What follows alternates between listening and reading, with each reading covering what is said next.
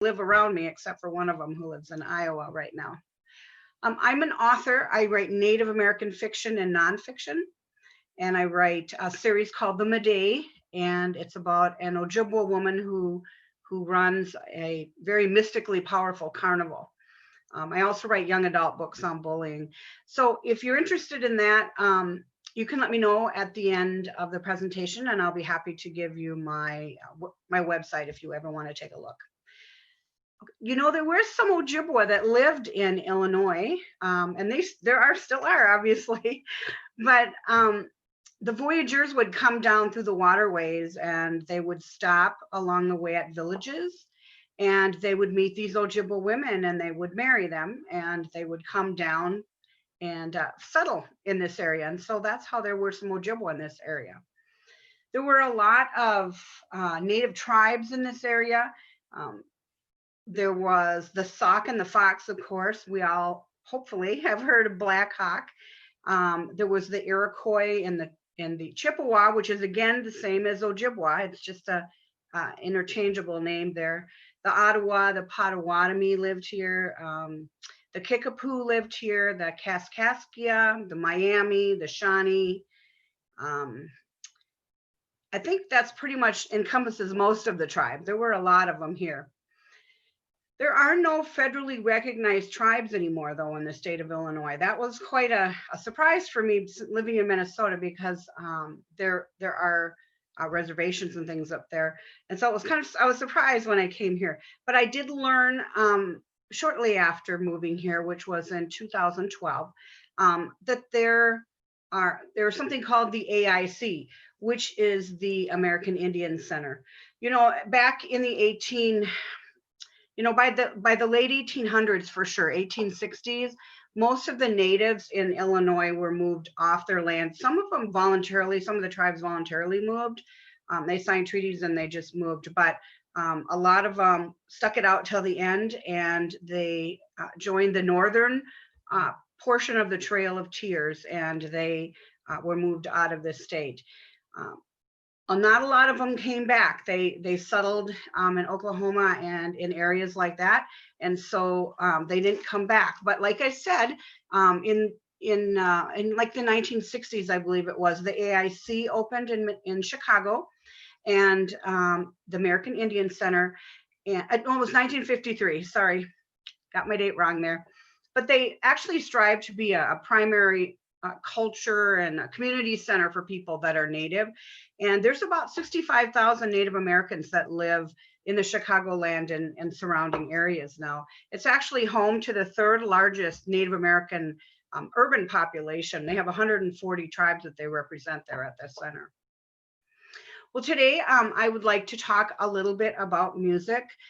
Go ahead, if you have questions throughout the presentation, feel free to type them in, and hopefully I'll see them and get to them. So don't feel like you're interrupting me or anything. Otherwise, at the end, I'm going to have a Q&A, so you can wait till then too if you want. Well, music, of course, is a very important thing in any culture, whether you're Irish or German or Native. And so Native music has a lot of different instruments that we use when we're celebrating and when we're singing and dancing. So we have rattles, and we have drums and flutes and rain sticks, and of course our voice. We use our voice too as well.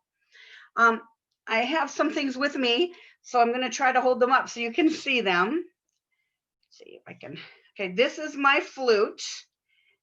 I have a long one here. This is a sparrow on top, and most of the flutes would have some sort of fetish on the top, and actually this bird can move and cover up the different holes, and it makes the sound that comes out of the flute sound different. My son is a wonderful flute player. I am not. I bought my flute with the intention of becoming this world famous flutist, and it never happened. I discovered that I'm a better drummer and singer. And so I'm just going to talk to you a little bit about the flute. And if you have any questions, you can let me know. So this is made out of cedar. And I bought this online from a flutist that was recommended to me, a flute maker. And so it has different ways that you can change the tone by moving this as well as moving the fetish up here. Now the flute actually was used in Native culture as a courting tool. So if you were a young man and you were interested in a young woman, you could grab your flute, and then after supper, you could go out and sit by her fire if they had a fire going outside, and you would play your flute. And if she liked you, then she could ask permission from her parents to go outside and sit by you while you played your flute. And so that was how they courted.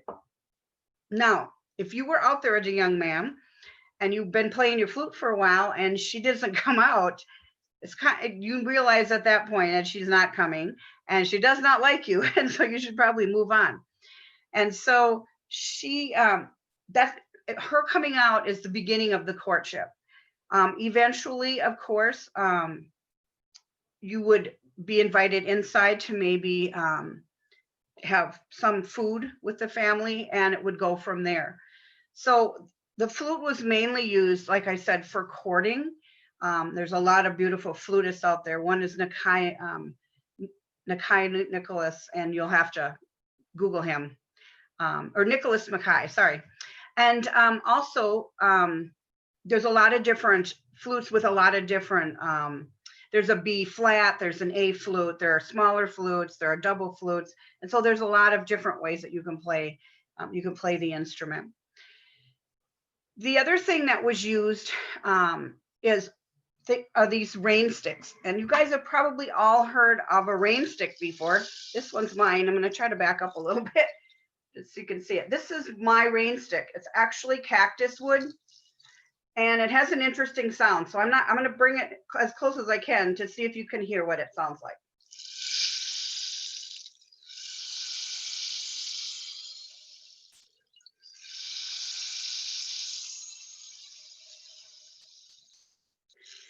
Okay, so inside of this particular rain stick is actually something very interesting. And I don't know how in the world they got them all, but there's porcupine quills in here. And how they make these rain sticks is they hollow out the end of the rain stick, and they drop in their rice or beans, or in this case, the quills, and then they stop it back up with wood. And then there's little pieces of wood that are pounded in all the way around. So how you get this sound is from those porcupine quills hitting the pieces of stick.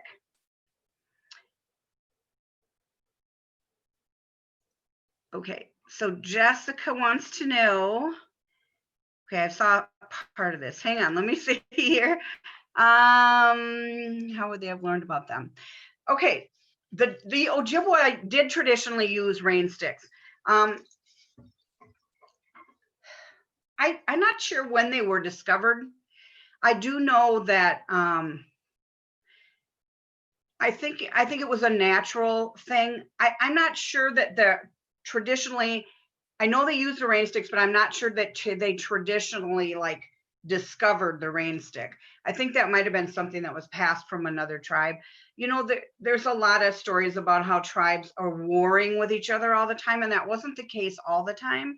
And so I think the rain stick, I don't know a whole lot about the background of it, but I do know that they've been around for a really long time in my Ojibwe culture. And so I'm not sure if they came directly from us or from another tribe. Nations were used to taking traditions from other tribes and then using them in their own tribe, just a variant form. And I'm going to explain that a little bit later when I talk about the jingle dress. I know that probably didn't answer your question, so I'm sorry, and I don't have that answer for sure. This one, the Ojibwe would not have made this out of cactus wood because I have yet to see cactus growing in Minnesota. But this rain stick was given to me by a really good friend of mine. And I have another one that is made out of pine, and that is made was made. My son made that from some wood from Minnesota where we lived at the time. But I like this one just because it's interesting with the quills in it. The one my son made me is very simple. It's basically 2 pieces of wood that have been cut in half, and he would have nailed the dowels right in there, and he actually put beans in his, and then he wood glued it back together and then did a braid around it. So so that's just, it has a completely different sound. Whether you are using that one that he made me or this one here, there is a certain way to hold the rain stick, and most people will when I hand them a rain stick and ask them to join me in a drum circle, most of people will try to shake it like this. Eventually there's nothing on the top anymore that comes down, and so this, you can't really do this to the beat. It doesn't work. And so if you're ever invited to a dance circle where you are holding a rain stick, make sure that whatever is inside is in the middle. So make sure that it's in the middle, and then you shake it like this. I know a lot of the Western shows, you'll see them shaking them like this. That lasts about 10 seconds, and then the director says cut, and he makes you turn it over and shake it again, because eventually everything in here falls right to the bottom.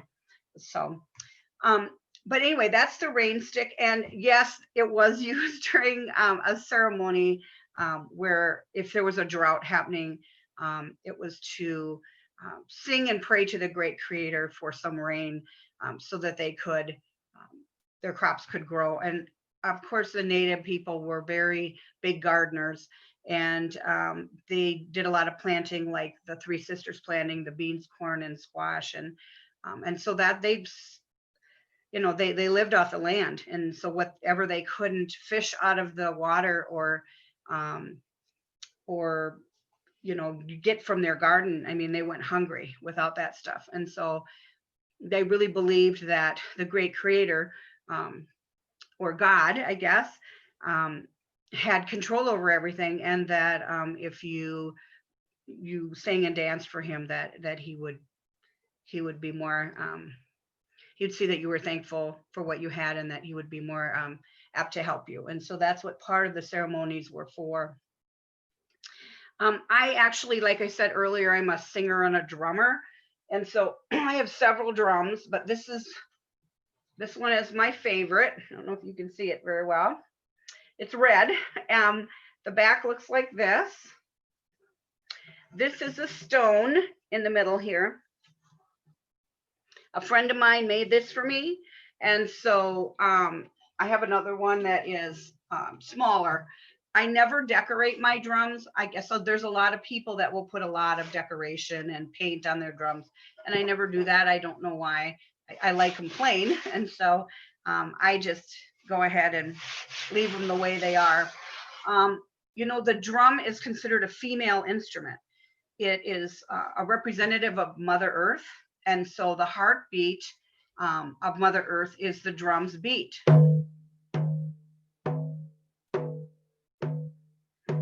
And so if you are, I'm trying to move down a little bit here. If you are hearing a drum beat like this,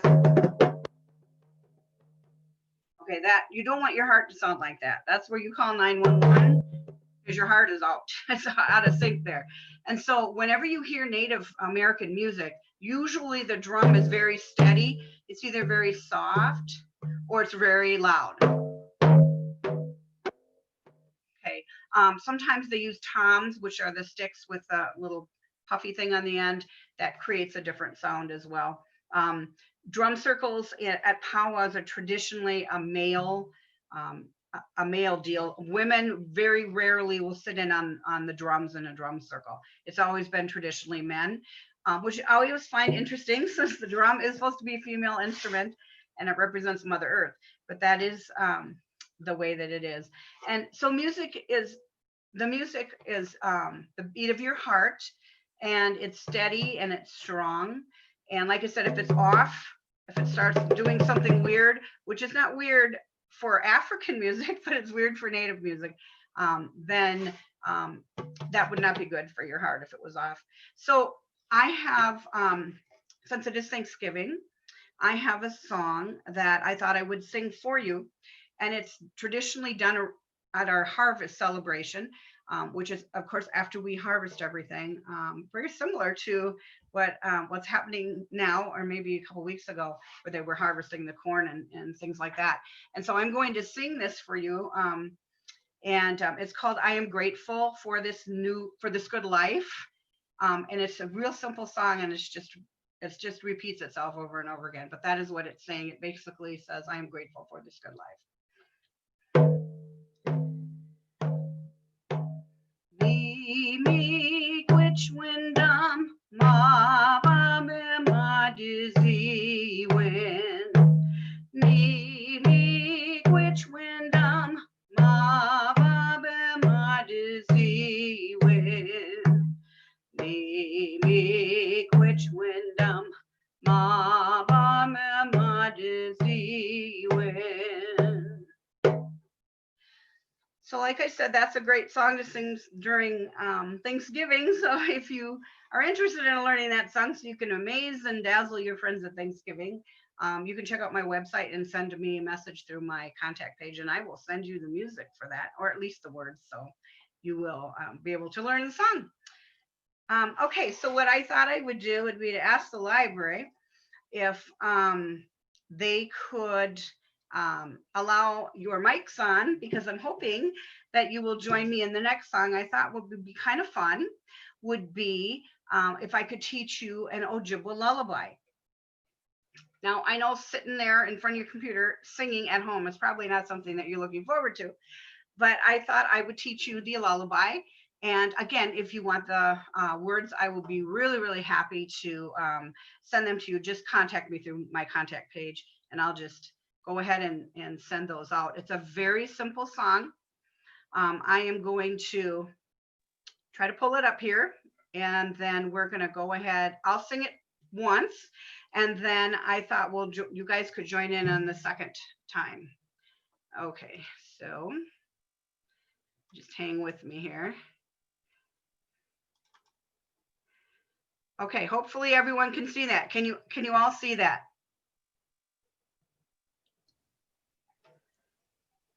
I've got it. Okay. I don't know if, does everyone have their mics turned on? Yes. Okay. Okay. I think Beverly, is your mic on, or are you just not wanting to sing? Which I don't blame you, but You should have access to turn their microphones on. Okay. Well, I am going to go ahead and start then, and I will sing it first once, and then you guys can join me the second time.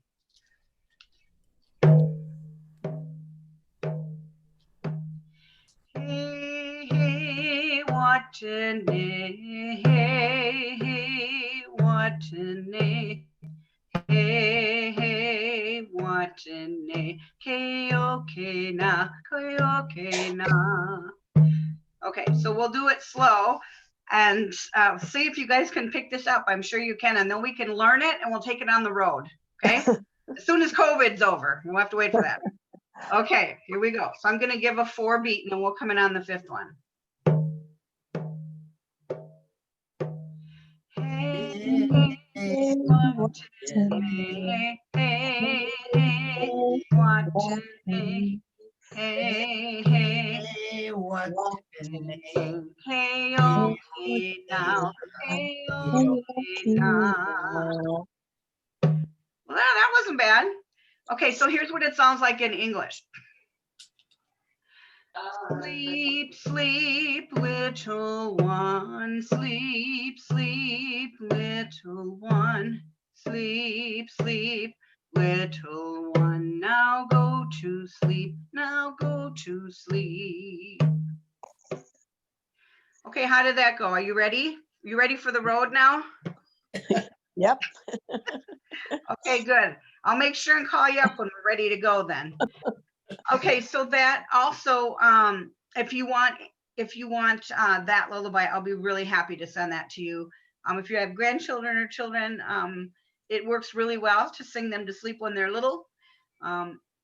you can sing it without a drum if you want to. I noticed as my grandbabies are getting older that they are now more interested in the drum than they are in what grandma's singing. So at some point it stops working as well with an instrument. And so thank you very much for joining me. I am going to go ahead and get rid of this so that we can keep moving on here. Now, thank you so much. I appreciate you guys joining in. Okay, let's see here. I've got to. Let me see. All right, so, all right, I'm gonna put my drum down here. All right, so I'm gonna talk to you a little bit about the jingle dress. How many, I don't know, I guess your mics are probably off now, so I can't really ask you anything, but I don't know how many of you have heard of a jingle dress. Most of the time when I do this program, I actually wear my jingle dress, but there's a reason why I don't have it on, and I'm going to talk to you about that later. It's actually, the jingle dress is considered a healing dress, and it did start off with the Ojibwa people. And I know that for a fact. And so if you ask any nation, the Cherokee or Choctaw or anybody, they will tell you that it started with the Ojibwa people. It started in our culture. It's a healing dress, and there are many, many powwows that hopefully will come back now that we're hopefully moving through COVID, and we will be back to whatever normal we have, that we'll be able to have these powwows. A lot of people come from all over the country and do jingle dress competitions, and those are usually found at the powwows. The jingle dress is started off in 1918. It was around the time of the Spanish influenza. And so the story goes that a native man and his wife had a little girl, and she became sick with the influenza, and it didn't look like she was going to make it. And so she went to bed that night, and they were really afraid that she wasn't going to survive and be alive in the morning.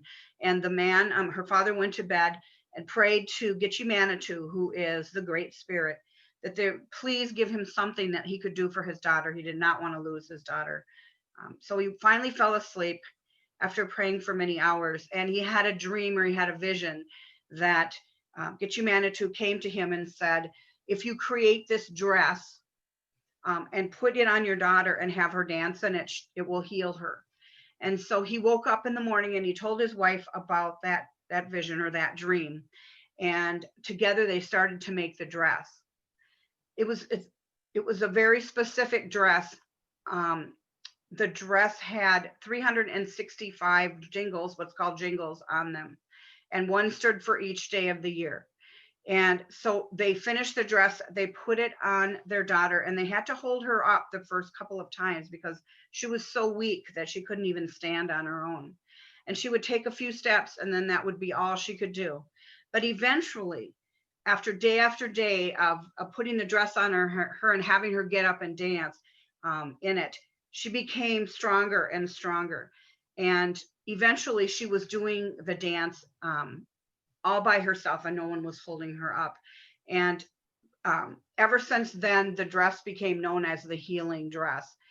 It does have, like I said, traditionally it has 365 jingles on it. And what jingles are snuff can lids that were rolled up, and they were hand sewn with pieces of material on the dress. And like I said, there was one for each day of the year, and it took many months to make this dress normally. I know I have one, and I'm going to show you some pictures of it in a minute. And this dress took 9 months for the person who made it for me to actually get it finished, because everything is hand sewn on it. You cannot actually sit in this dress.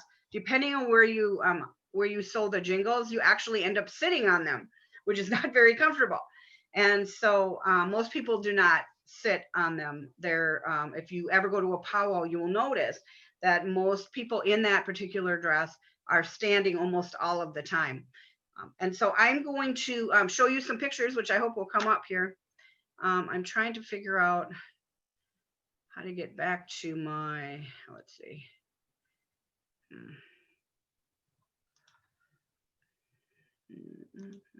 Okay, there we go. So here we go. Okay, so that's a picture of me in my dress. So that's the front view of it. It's a basic red shift dress, excuse me.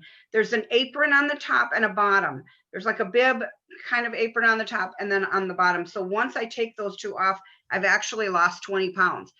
There's 20 pounds of jingles on that dress. So let me show you a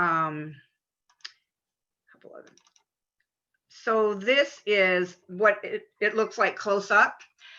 This has a belt as well, a beaded belt. The traditional colors of the Ojibwa is there, the yellow and the blue. And so that's what that looks like close up. And let's see here. Here's the back of the dress. As you notice, there's a lot of jingles back there, so it's not very comfortable to sit in. Most people who dance during the competition, they wear a taller boot than I have on right now. And those are also beaded.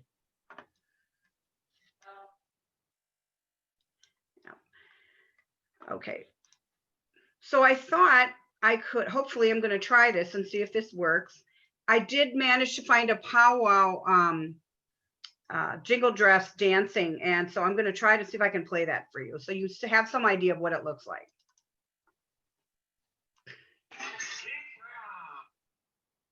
Oh, there we go.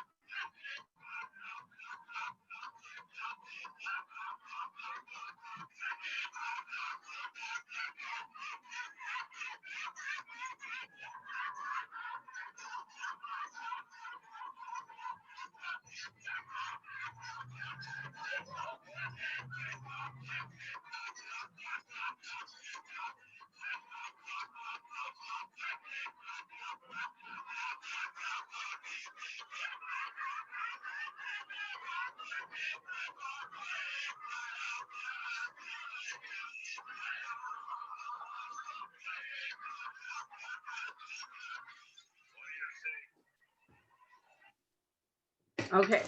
Oh, Hopefully everyone was able to see that. I probably should have asked you before I made you sit there. That is what jingle dress dancing is. The jingle dress is made for women only. Men do not dress obviously in that dress. Obviously meaning that they have their own dances that they do. They do grass dancing and other things like that. The jingle dress dance is actually taught to young girls as young as 3 years old. There was a lot of 3-year-olds at powwow that I had gone to a couple years ago. that were out dancing. So it's taught at a very young age. It's a very sacred dance. If you ever come up on anyone with a jingle dress on, you actually need to ask permission before you touch the dress, because it's actually a very powerful and very healing dress. And so it's very important to the Ojibwa and other nations as well. Also, when that dance is going on at a powwow, you actually need to go down into the arena and ask an elder before you take a picture, because that's very important as well. There is a lore in the Native culture that if you take someone's picture, you actually steal part of their soul. And so that's why it's important to ask before you take a picture. A lot of people don't do that. They just go ahead and snap away. And I think the Native culture now realizes that most people are, have their phone in their hands and they're snapping away before they can even get to them. So I don't think it's as important now, but way back, once upon a time, it was a lot more important. So like I said, there's a lot of different ways to make your jingle dress. You can actually wear the dress with the jingles on it. I chose to have a 3-piece outfit, but other people will sew their jingles right onto that shift and dress, and then they also do a lot of bead work and there's a lot of colors and things like that. I don't know if you noticed during the couple-minute video that I showed you, but you are never on your heels in that dance. You are constantly on the little ball of your foot all the time, and you never stop moving.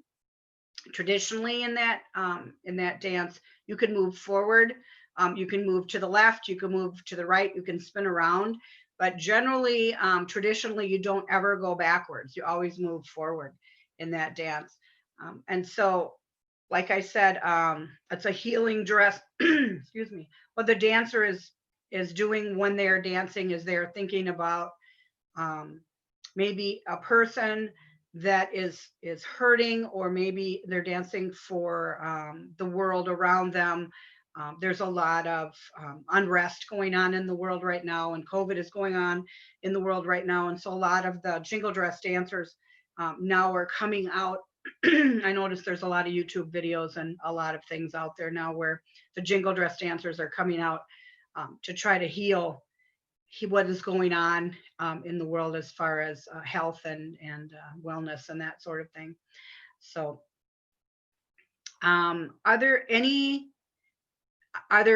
questions that I haven't answered for you at all?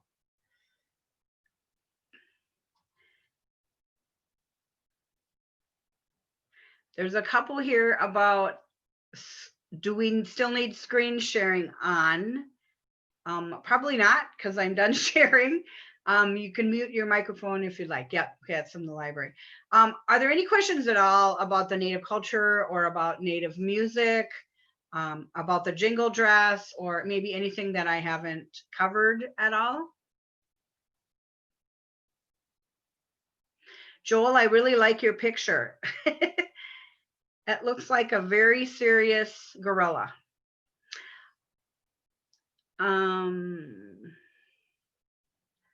Certain concept and annual cycle.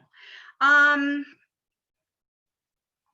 not sure if that's what the concept for the jingle dress is. I'm not sure exactly what you're asking me, so I'll answer it. And if I'm completely off the mark, you can ask me again. The reason there's 365 jingles on most of the dance on the dress is because they're praying for, we need prayer for every day of our life.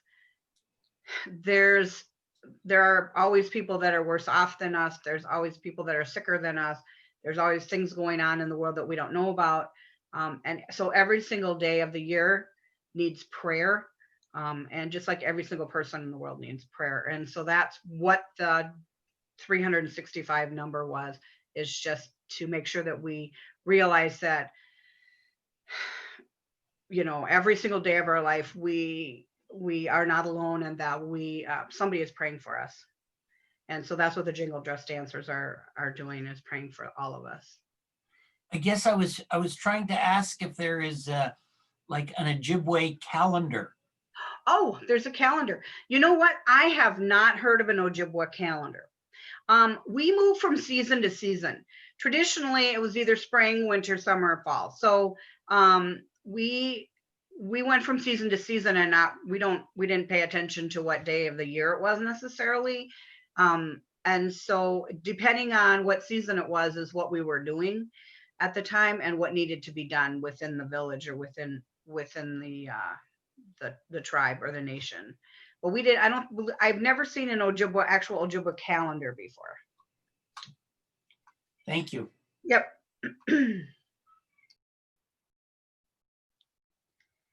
Are there any other questions about anything?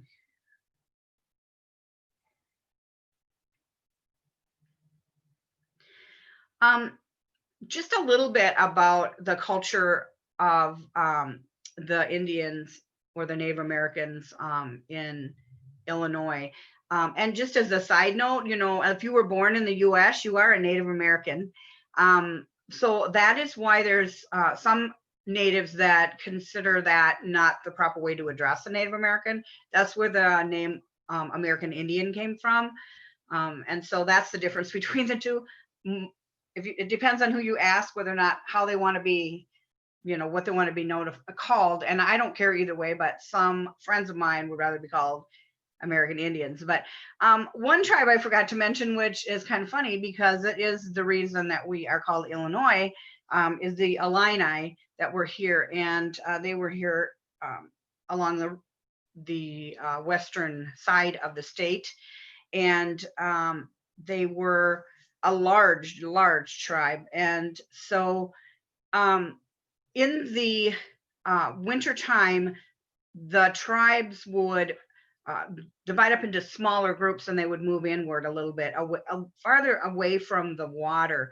They needed a water source, so they didn't move too far, but like it would be the difference between living on Navy Pier in the summer and living on Navy Pier in the wintertime. You wouldn't want to be too close to the water, especially Lake Superior or Lake Michigan or any of the larger lakes they're very cold. The wind off them are very cold. So they moved quite a bit. They moved in the spring from their winter camp. They would all come together in the same place every year. They moved to their summer camp or their spring camp, into their fall camp, and then back to their spring camp. So they went back and forth to the same places all the time. And in the winter, they would divide up into smaller groups so that they were able to feed a smaller number of people.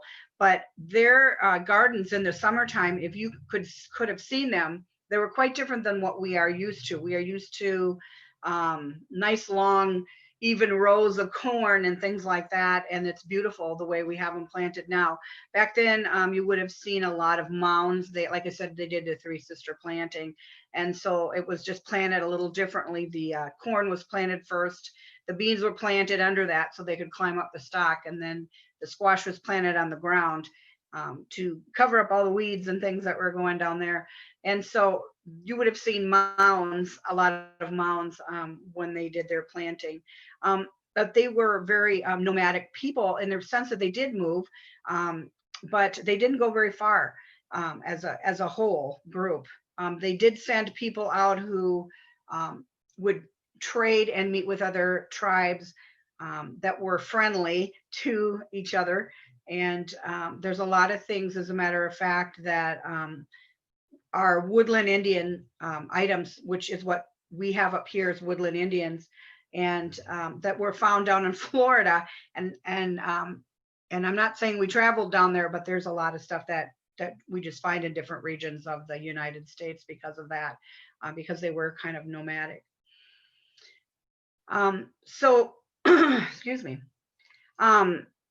The Illini were the largest tribe, and actually they didn't stay as long as the Peoria tribe. The Peoria, which was on the eastern side of the state, they actually were one of the last tribes to leave. You know, they signed treaty. It was interesting because the chiefs got together and signed these treaties that allotted the land to the government so that it could be sold to the settlers as they moved west. But a lot of the chiefs that signed them were not representative of the other tribe or the other nations that were here. And so even though, for example, the Ho-Chunk, which is another name for the Winnebago, may have signed a treaty, I mean, that doesn't mean that the Illini would have honored that treaty because they didn't sign it. Also, the other interesting thing is that the mindset of a Native American back in that time is that we don't own our land. It's sort of given to us to cultivate and to take care of by the Great Spirit, Gitche Manitou.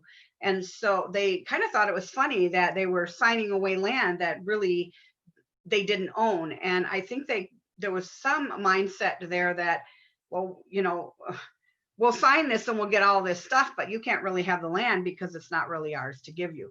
And so the difference between the way the government looked at it and the way the natives looked at it was very, very different.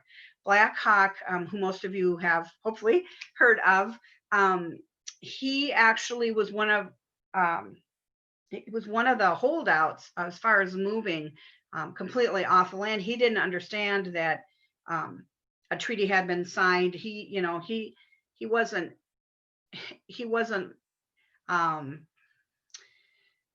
very thrilled to be moved off of the land that he has grown up in and that was his. And so he was one of the last people that they had to deal with. And of course, if you know anything about Illinois history and the native part of it, you'll know that there were little skirmishes all over the state, Kellogg's Grove and things like that had to do with trying to get him to move off land. He was very stubborn, and Keokuk and the other chiefs did not want to help him out at all. So he was basically an island, meaning that he was by himself. He was one of the people that led his people to the winter camp and then was supposed to stay there, but he didn't. He moved back into the summer.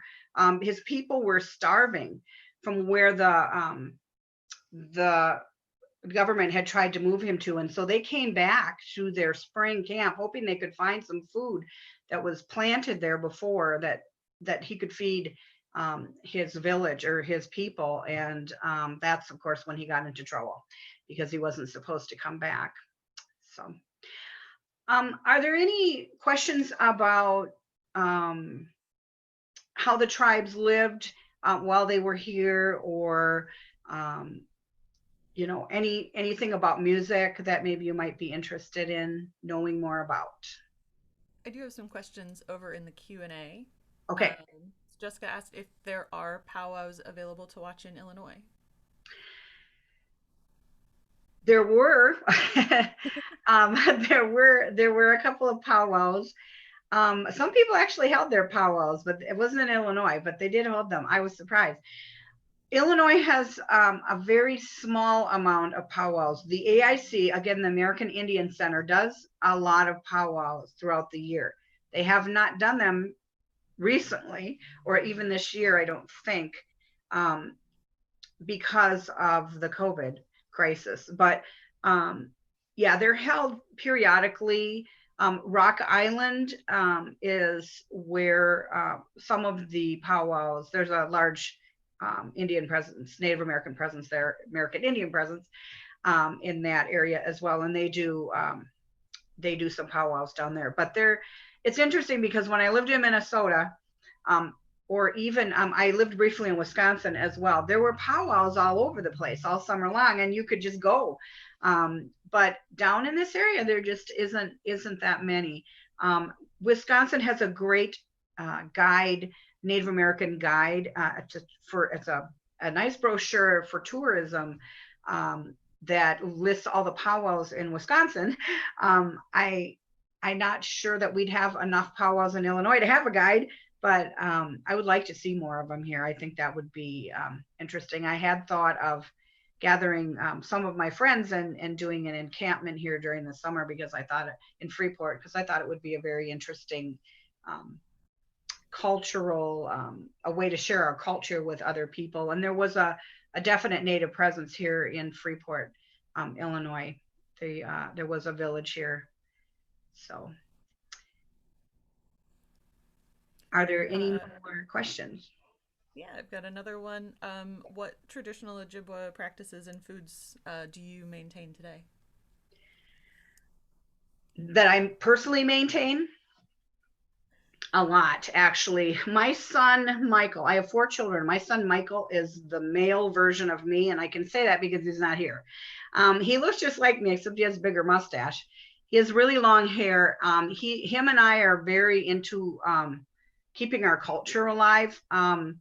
We do a lot of our traditional foods you will find at Thanksgiving. We have a really great recipe for wild rice and turkey soup that we use, everyone in my family uses for the leftover turkey after Thanksgiving.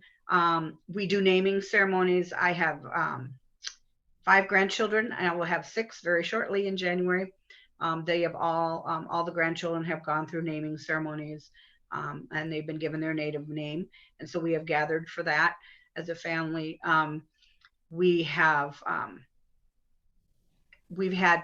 2 weddings that in my family that I have officiated at, one being my son's, that were definitely traditional Native American ceremonies, American Indian ceremonies that were incorporated into the regular Christian ceremony. So we do a lot of things. My son does play the flute, I guess. And so him and I get together, and I'll drum and sing, and he'll play the flute. We've done that quite a bit. And so we do a lot of cooking. We do a lot of just ceremonial things. We do a lot of saging. We use cedar and sweetgrass for when babies are born and things like that. So we do incorporate quite a bit of it into our daily life. How did you learn the jingle dance? That's a really interesting question, because when my father died when I was a year old, my mother moved us into the inner city of Minneapolis. She is not Native. My mother is Irish Catholic. And so I grew up Irish Catholic. And so I can make a really mean Irish stew. I haven't not learned how to Irish clog dance, but I grew up in that culture of big Irish Catholic families with big get-togethers and things.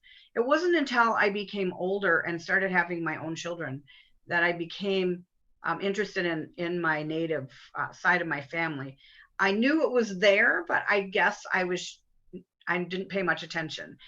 When I had my second child, I reached out to my father's side of the family. We had lost contact with them. It had been so long. And it was then when I reached out to them that actually I started my Native teaching. My uncle, who was my father's brother, took me under his wing. And that's actually where I learned how to cook with milkweeds. And that's how I learned all about the jingle dress and how I got my first jingle dress. And I learned from my aunts how to do the dance at that time. And so I was a little behind, because most children learn that dance when they're about 3 or 4. I was a little bit older, but I very quickly understood that the Native side of myself was something that I was truly missing. And I definitely hang on to all those traditions and think it's really important to share those with other people.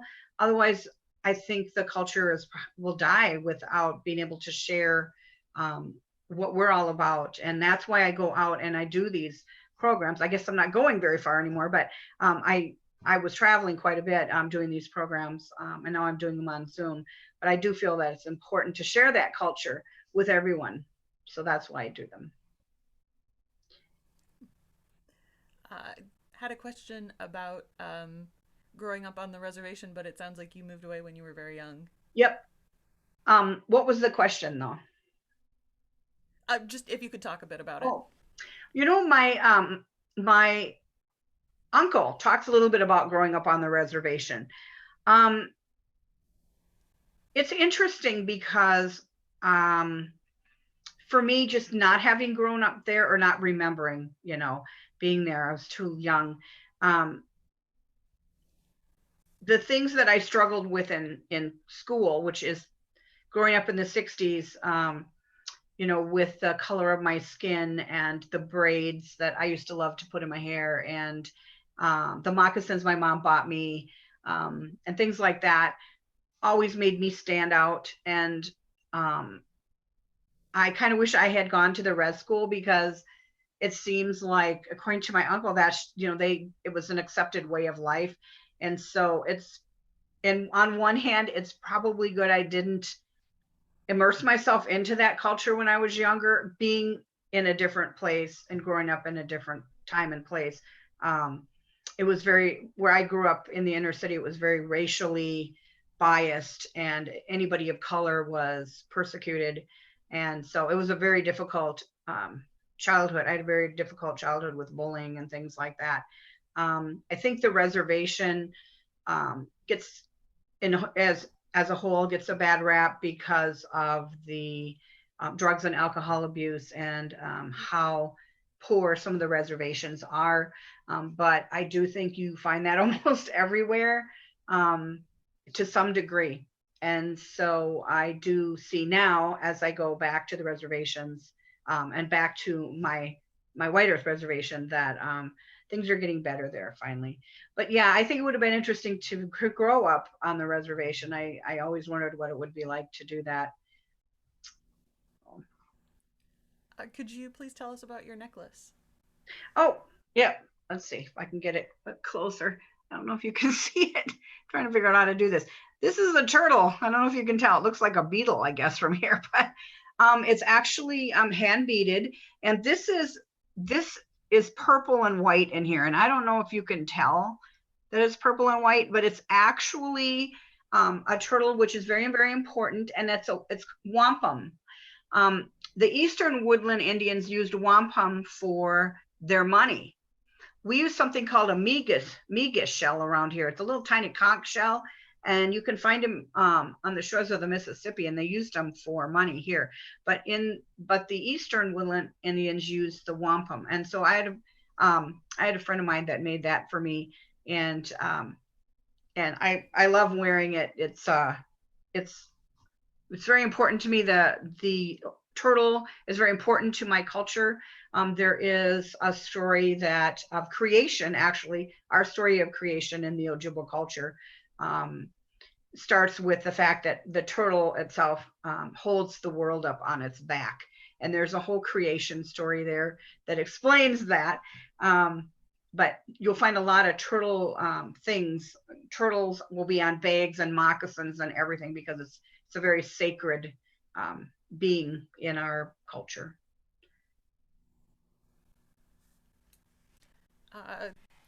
I understand that the root language of all the tribes around the east part of North America was Algonquin. Do you know if this is correct? Yeah.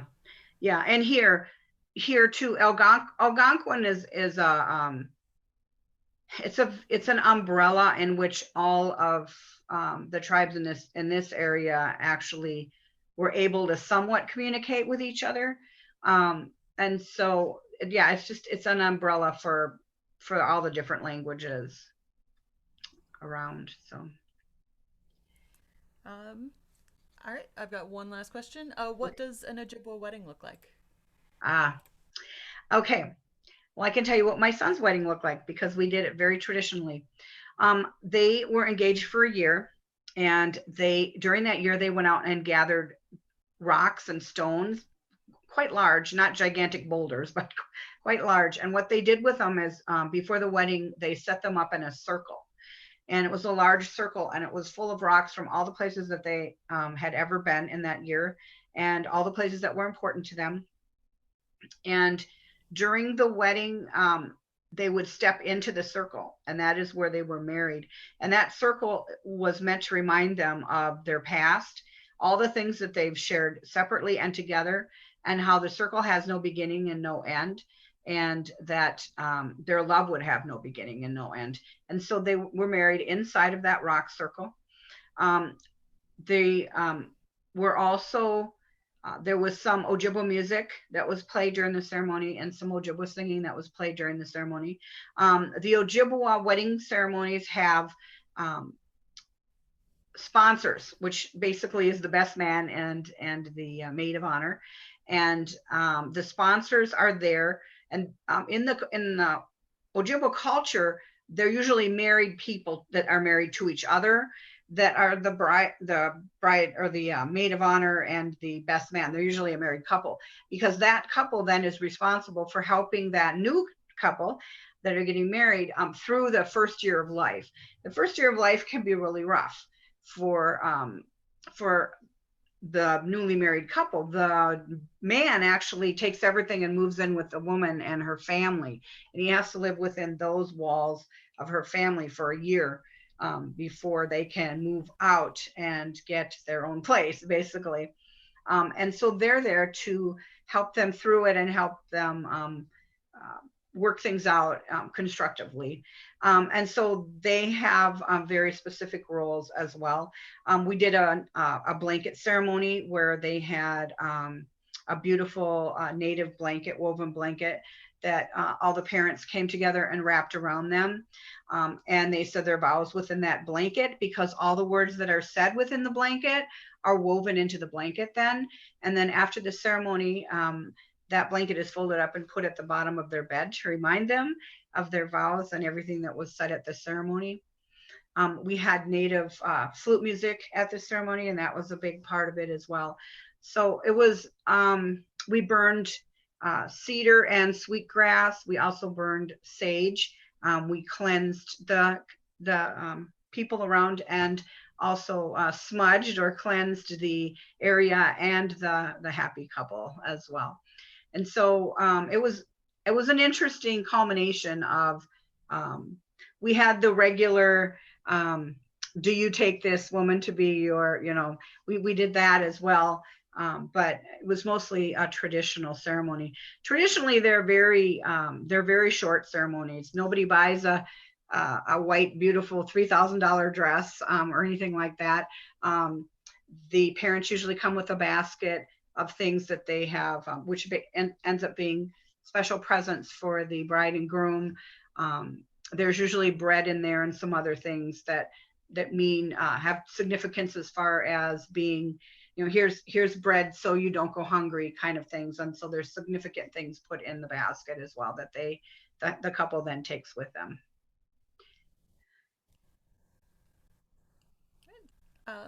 Could you describe a naming ceremony for a baby? Sure. Yes, I just did one actually for my grandchild.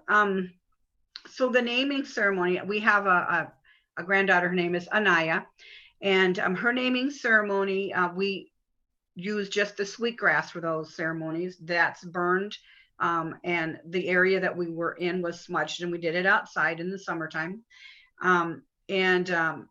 Most of the time it's done in the summer. It's a little cold outside in the winter. So you smudge the area, and then you smudge the couple, and you smudge the baby. It's with sweetgrass, it's okay. I know a lot of parents kind of wonder about the smoke and the smell, but the sweetgrass is different, and it burns lighter, and there's not so much. It's not as smoky. It's more of a very sweet smell, and so that's cleansed. The baby is cleansed as well as the parents. I gave Anaya her name, and she was named White Raven Woman. How I came up with that name is the elder that is going to name the baby takes some time to pray about it and ask the great creator for him to come into their dream or to give them a vision of what the name should be. And I had a dream actually that I was surrounded by white ravens. And at first I didn't know what that was because I had not seen a white raven before. But I realized very soon after that there were actually white ravens in the world. And I understood what that meant for her and her future, and what the significance of that would be for her. And so that's how she got her name. Usually it's written on birch bark. birch bark naturally rolls up, and so it was tied and given to the parents, and the parents opened that, and that was her native name. And so all that happened during the ceremony, and that's how she got her name as well. She won't. They call her Naya, which is short for Anaya. But she won't be known by that name until she's old enough to say it herself. And so that's usually how it works in Ojibwa culture. Are there any other questions? What did a traditional Ojibwa house look like? Well, they lived in wigwams, but they also lived in on longhouses. They lived in whatever they chose to live in. It was usually made out of birch bark. There was like a frame that was made from willow that was woven. They had woven mats that they put around it, and they had a fire going inside if it was winter. They had a fire going outside if it was a winter or summer, because that's where they cooked. I'll tell you what, they were very simple. They used a lot of fur on the inside to keep things warm. The mats that were woven were very tightly woven with a lot of long grasses. And so that would have put on the outside, that would have been tied on the outside. And there would have been a hole at the top for the smoke if they had a fire inside. But I tell you what, I've been in them and it's still smoky in there. So I don't know how you got used to that, but you did, I guess. The longhouses or the wigwams did not always just have one family. They actually, a lot of them had many generations living in there. So grandma and grandpa, and maybe aunts and uncles would have lived there as well. So if you think of the happy couple moving back in with her family, you're not talking about just mom and dad and maybe brothers and sisters. You might be talking about aunts and uncles and grandparents too. So it was there wasn't a huge amount of space in there. They weren't that big, actually. They had to be very easy to put up and very easy to take down, because they did travel. They moved in the spring and they moved in the fall after harvest. And so the women put them up, and then the women took them all down, wrapped them all up, carried them on their back to the next place. And so they had to be very portable. Is it appropriate to ask your Ojibwa name? Oh, sure. I'm sorry. I should have told you that. My Ojibwa name is Becca Dezikwa, and it means quiet woman. I was named, my uncle, my father's brother, named me because my father had passed away when I was very young, and I didn't have a naming ceremony at that time. And so I was named later in life. And I don't know if he hoped I would be a quiet soul or not, but my husband would laugh if he heard me tell you that's my name, because he doesn't think I'm that quiet, actually. But yeah, it's for me, that name means, and he told me why he named me that, and I understand that. I am a very quiet person generally, and I'm very introspective and reflective and inward, and so that's actually a perfect name for me.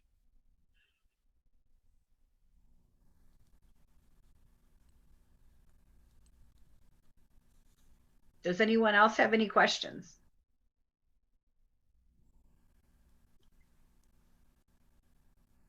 Well, I am so grateful that everybody came to listen.